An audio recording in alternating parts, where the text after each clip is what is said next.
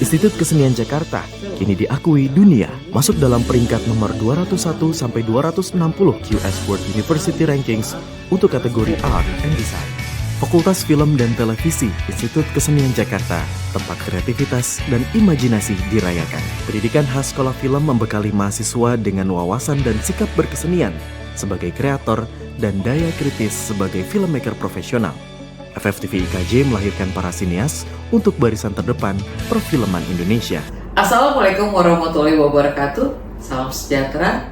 Perkenalkan saya Dr. Susen HR Tobing, SSN MPUM, dosen tetap Prodi Televisi dan Film pada Institut Kesenian Jakarta. Pada kesempatan kali ini, saya ingin menyampaikan terkait mata kuliah yang saya ampu yang sesuai dengan bidang keahlian saya, yaitu mata kuliah Manajemen Produksi Film dan Televisi. Mata kuliah ini ditujukan untuk mahasiswa Fakultas Film dan Televisi Institut Kesenian Jakarta di semester 2 dengan kode mata kuliah 912612203 dalam rumpun mata kuliah Film dan Televisi. Berbobot 2 SKS dilaksanakan di semester kedua. Mata kuliah ini diselenggarakan dalam 16 kali pertemuan tatap muka dengan rincian 14 kali pertemuan materi dan 2 kali untuk pertemuan masing-masing ujian tengah semester dan ujian akhir semester. Mata kuliah Manajemen Produksi Film dan Televisi adalah mata kuliah yang mempelajari teori untuk memahami dan merancang proses di setiap tahapan produksi. Juga membahas konsep dasar produksi film, bahwa manajemen produksi penting untuk pengetahuan dalam informasi persiapan produksi film yang berhubungan dari setiap tahap produksi hingga distribusi dan eksibisi film yang dibuat.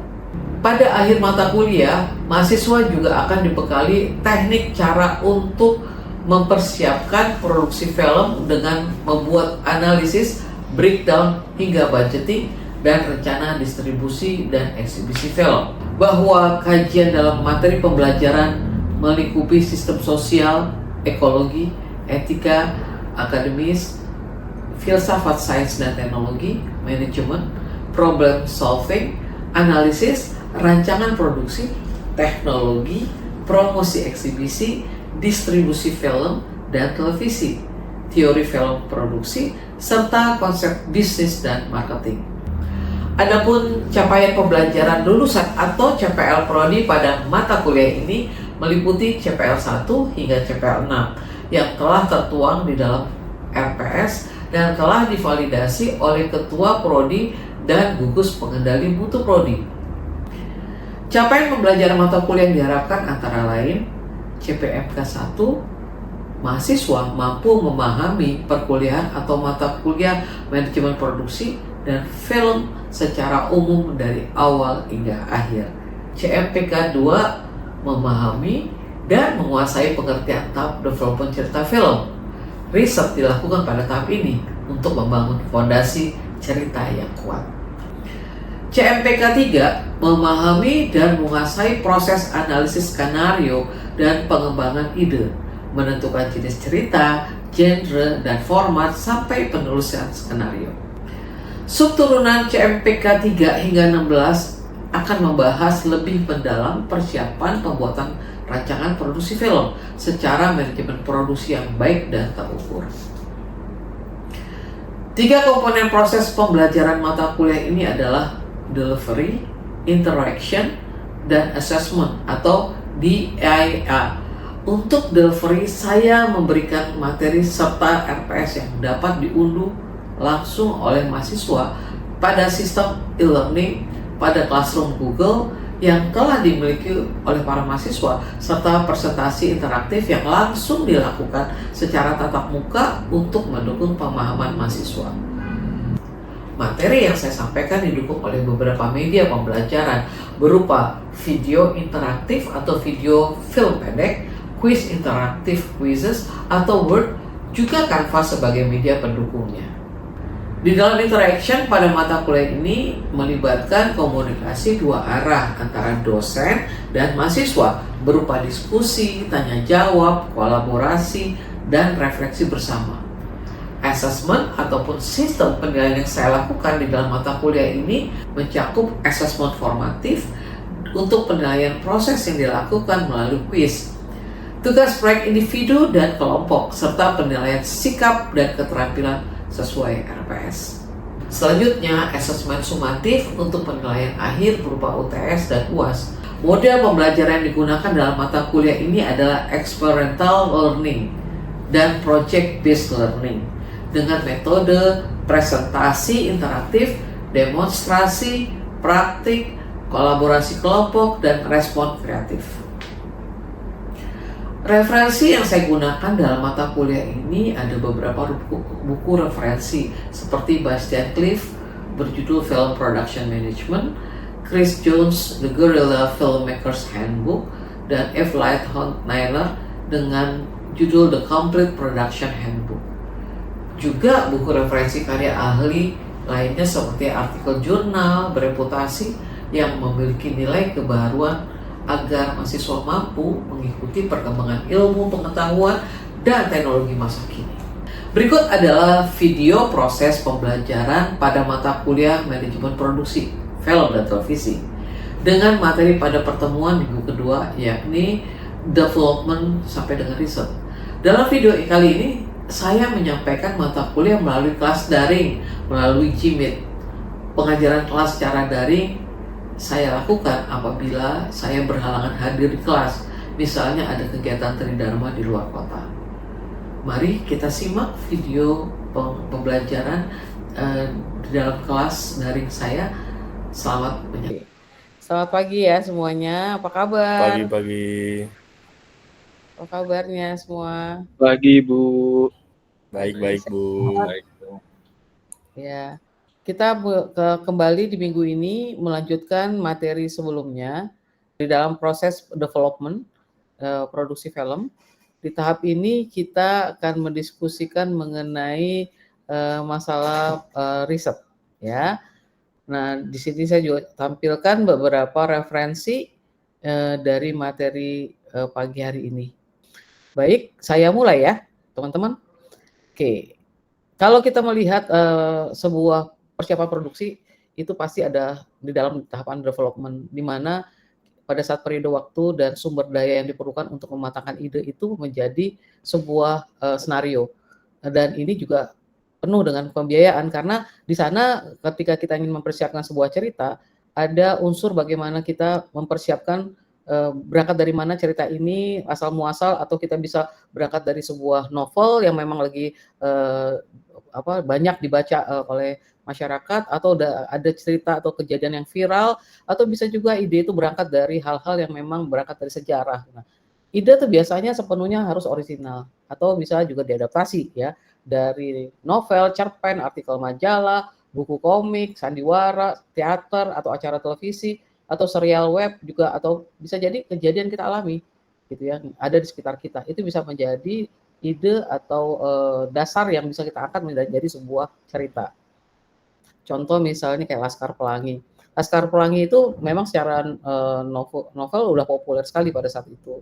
Nah, ketika seorang Riri Reza sebagai sutradara ingin mengambil cerita tersebut dan dituangkan dalam sebuah film, tentunya dia harus bisa menemui pencipta dari novel tersebut, dan tentunya penerbit, kalau nggak salah penerbitnya adalah Misan Penerbit.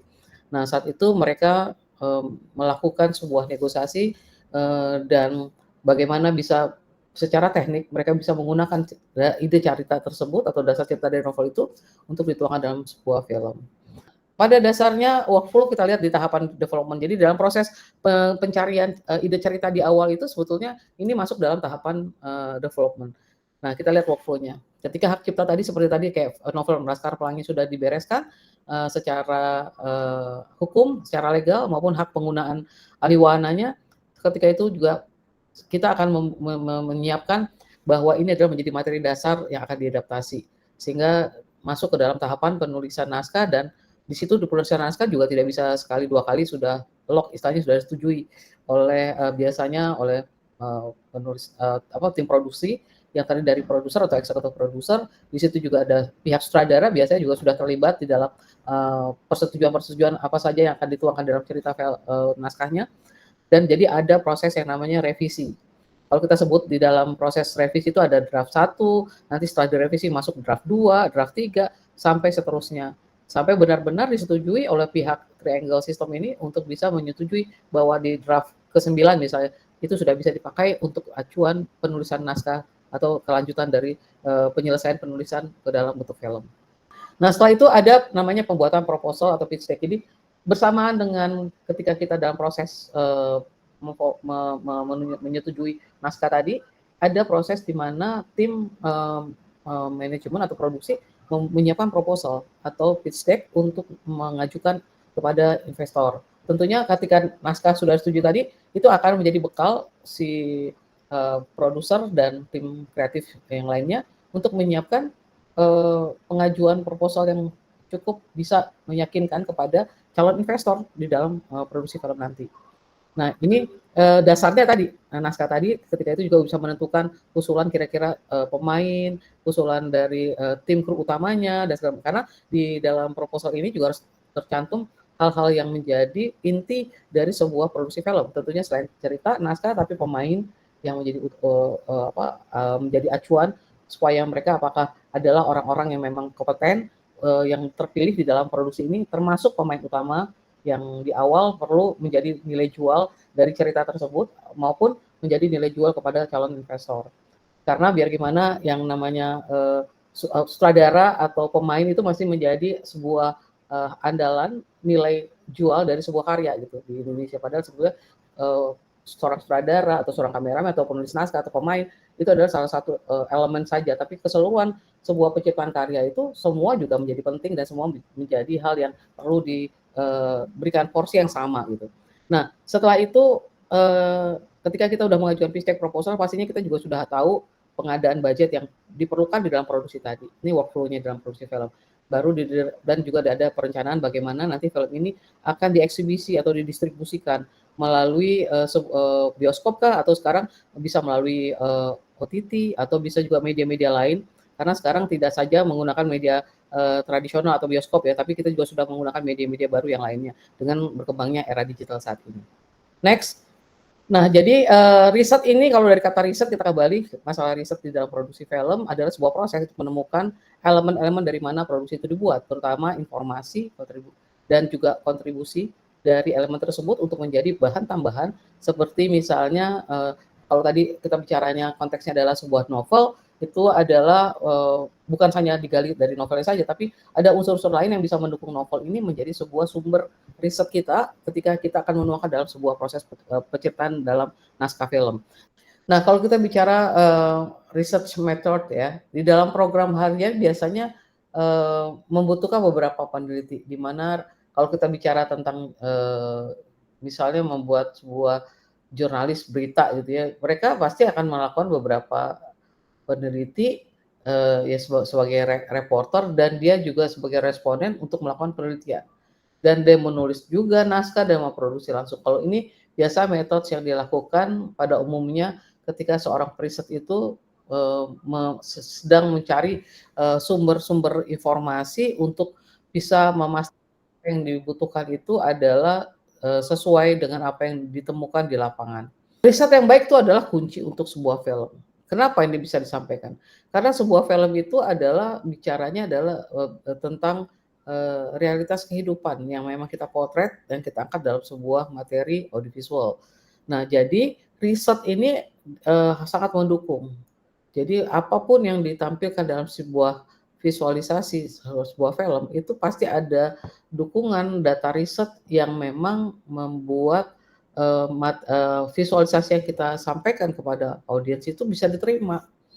Tapi kalau misalnya kurangnya riset dan segala macam, itu akan berasa sekali diterima oleh penontonnya bahwa bahwa visualisasi yang ditampilkan ini rasanya datanya tidak akurat gitu. Nah, itu kalau bicara kurang akurat berarti ada tidak lemahnya dukungan riset di balik setiap visualisasi yang muncul di dalam film. Next, kita bicara sebentar, kita akan menonton sebuah film. Jadi film ini adalah tentang seorang peneliti yang mencari film yang disutradari oleh seorang anggota lekra pada zaman itu tahun 60-an. Ini berangkat dari sebuah sejarah dalam dunia film. Ini mencoba memberikan gambaran kepada kita bahwa sebuah riset untuk memproduksi sebuah film itu adalah menjadi hal yang sangat penting untuk mendukung keabsahan dari sebuah cerita atau sebuah visualisasi di dalam film atau sebuah karya. Kita tonton sebentar, nanti kita akan bahas setelah pemutaran film ini.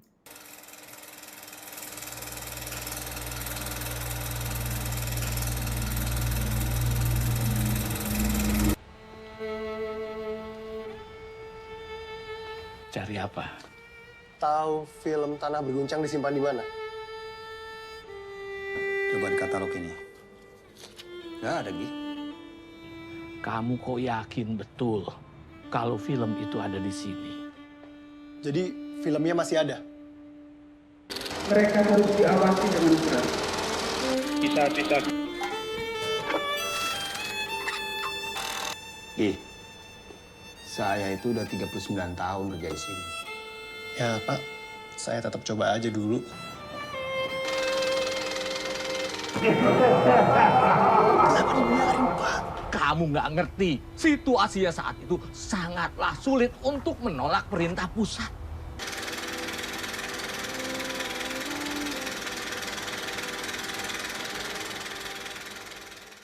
Oke, dari film yang barusan kita tonton, mungkin ada teman-teman yang mau ingin ditanyakan sebelum kita lanjutkan materinya.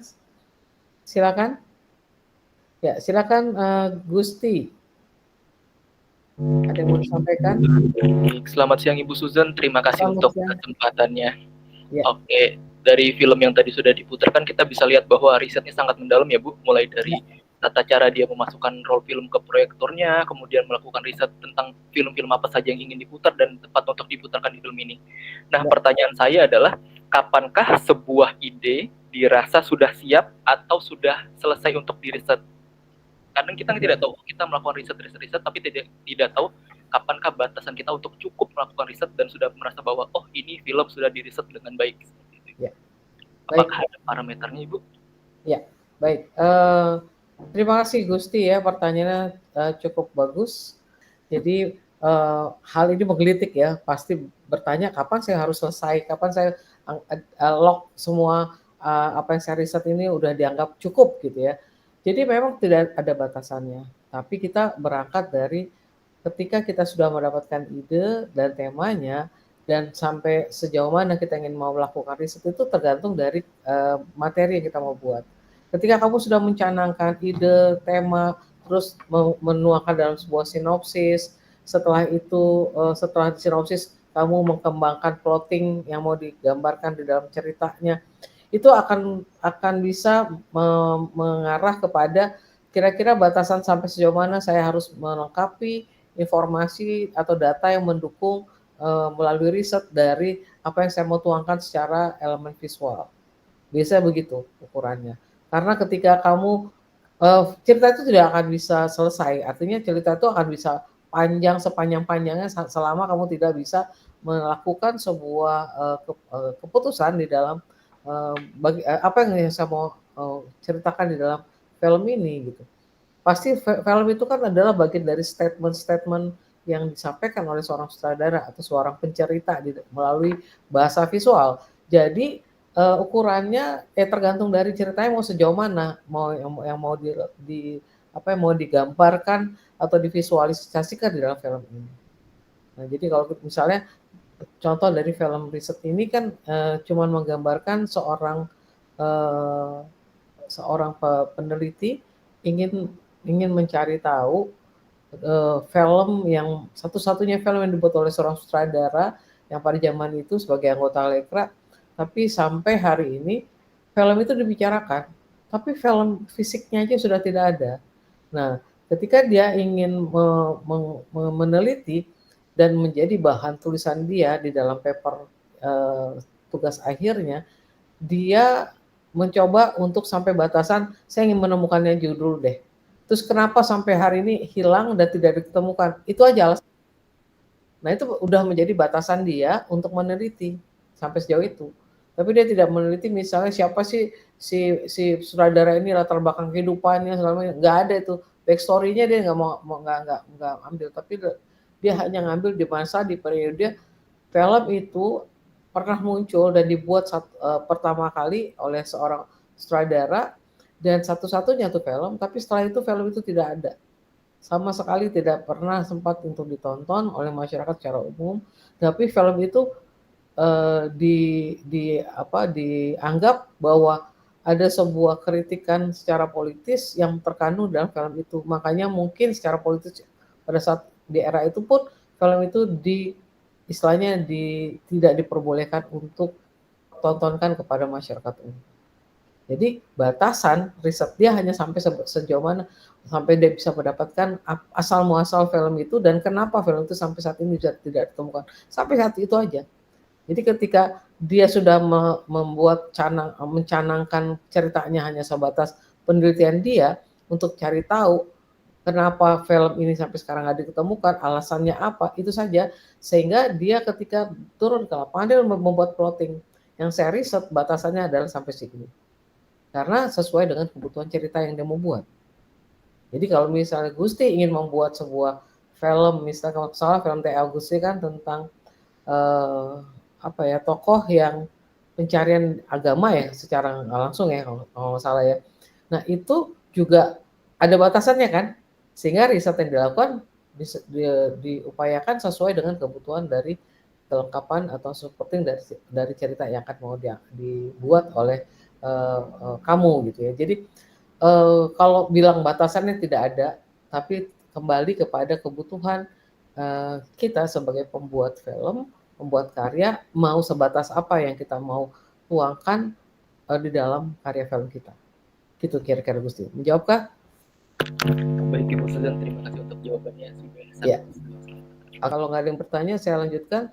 Jadi riset yang harus dilakukan bagi seorang periset ya, adalah dia mempunyai kualitas diri atau dia punya passion atau antusias terhadap sesuatu ya, itu tidak pernah berhenti.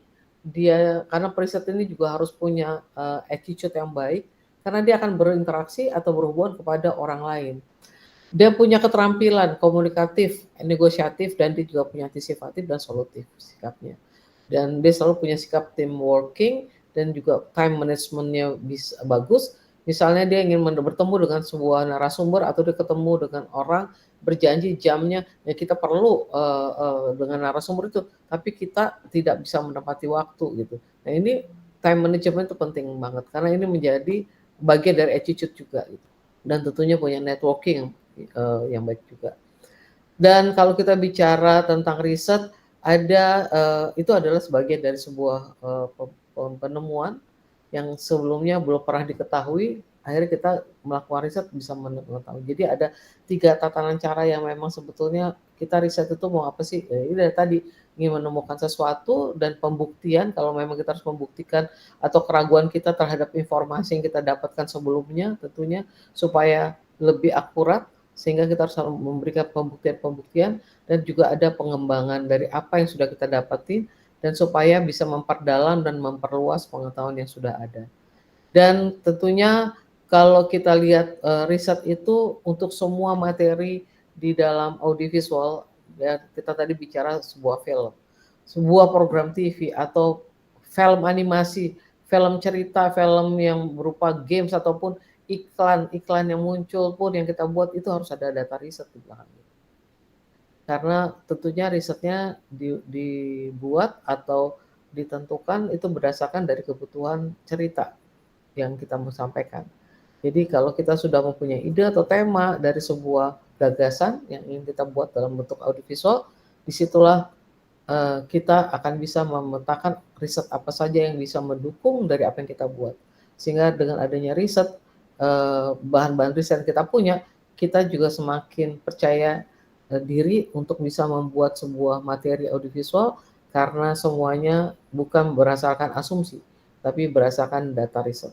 Sebetulnya pendekatan riset bisa kita mapping seperti bahwa awalnya kenapa kita melakukan riset dalam kehidupan kita sehari-hari pun juga kita harus bisa melakukan semacam riset kecil-kecilan. Tapi kalau konteksnya dalam sebuah pembuatan karya film, hasrat ingin tahu tuh harus tinggi gitu ya. sehingga menghasilkan banyak pertanyaan dalam diri kita untuk bisa menjadi bahan untuk kita melakukan riset, bisa melalui riset pendekatan secara ilmiah atau pendekatan yang non ilmiah. Kalau pendekatan ilmiah sendiri itu berupa berdasarkan dari fakta yang ada atau dan kita selalu kalau pendekatan ilmiah jauh dari segala masalah prasangka ya, dan kita harus menggunakan prinsip-prinsip analisis, hipotesis, dan selalu ukurannya adalah objektif, sehingga menggunakan teknik kuantitatif biasanya kalau seperti ini. Kalau pendekatan yang non ilmiah itu biasanya berdasarkan fakta juga, tapi juga jauh dari prasangka, tapi kita harus bisa berdiri konsisten, tidak keberpihakan kalau kita meneliti sebuah lapangan dalam beberapa hal, supaya kita juga secara objektif bisa menyerap informasi atau hal-hal yang kita butuhkan itu lebih objektif dibandingkan secara subjektif. Nah, dan menggunakan prinsip analisis juga. Dan semua ini akan diramu, akan menghasilkan sebuah kesimpulan yang akhirnya kesimpulan ini akan sangat berguna, dibutuhkan untuk pengkayaan daripada rancangan produksi yang akan kita buat di dalam karya audiovisual. Kalau ada yang mau ditanyakan sebelum kita saya menyampaikan mengenai tugas dari materi hari ini. Tadi kita sudah menonton filmnya, dan bagaimana film ini juga tentang sebuah penelitian yang dilakukan oleh seorang peneliti untuk menjadi bahan dalam cerita filmnya. Dan ini ada deskripsi pekerjaan tugas yang kita akan berikan kepada teman-teman. Jadi nanti teman-teman bisa melihat di perpustakaan Fakultas Film dan Televisi, mencari beberapa karya siswa tugas akhir periode tahun 2001-2005, dipilih salah satu, dan di kelas ini tidak boleh ada yang sama filmnya, dan coba membuat analisa dari cerita film ini. Analisanya itu adalah melakukan analisa ide cerita film pada proses riset yang dilakukan oleh filmmaker, sehingga juga bisa melakukan analisa riset yang dilakukan apakah sesuai dengan fakta yang ada atau berkesinambungan dengan ilmu pengetahuan. Jadi teman-teman membuat paper seperti biasa ya, dengan disubmit ke Classroom. Silakan sambil sebelum kita sudahi pengajaran hari ini, teman-teman melakukan presensi ya dengan link yang kami tampilkan saat ini. Oke. Kita foto 1, 2, 3 dengan senyum yang terbaik. Baik, terima kasih semuanya. Sampai ketemu minggu depan dan sehat selalu. Salam sehat, bye-bye. Terima kasih Bu, terima kasih. Terima kasih Bu Susan. Arigatou gozaimasu. Terima kasih saya semuanya. Thank you. Sekian video rekaman proses pembelajaran untuk mata kuliah manajemen produksi film dan televisi, materi tahapan development sampai riset pada program studi S1 Fakultas Film dan Televisi Institut Kesenian Jakarta. Video ini digunakan sebagai salah satu syarat penyusunan dokumen pernyataan diri dosen di dalam unjuk kerja Tridharma Perguruan Tinggi atau PDD UKTPT. Semoga dengan adanya video ini bisa menjadi bahan pertimbangan yang baik di dalam proses penilaian sertifikasi dosen di tahun 2025. Akhir kata saya ucapkan terima kasih, salam sejahtera untuk semua, God bless you all.